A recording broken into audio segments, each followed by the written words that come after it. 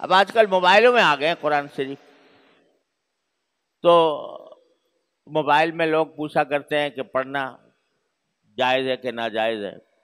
جائز تو ہے پڑھنا، موبائل میں بھی پڑھ سکتے ہیں، لیکن قرآن کریم میں براہ راست جو نسخہ ہے قرآن کریم کا وہ سامنے رکھ کر پڑھنا اور اس کے اندر دیکھ کر پڑھنا، یہ زیادہ بہتر، زیادہ افضل ہے، اس میں ثواب زیادہ ہے.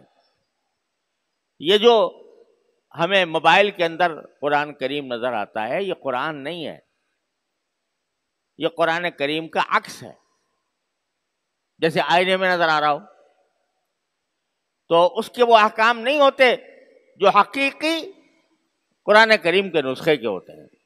لہذا ٹھیک ہے، ناجائز بھی نہیں ہے. اگر فرض کرو آدمی سفر میں جا رہا ہے کہیں ایسے وقت میں کہ قرآن کریم سامنے موجود نہیں ہے نسخہ، تو موبائل میں پڑھ لے تو کوئی گناہ نہیں ہے. بعض لوگ اس کو گناہ بھی سمجھنے لگے ہیں، گناہ نہیں ہے.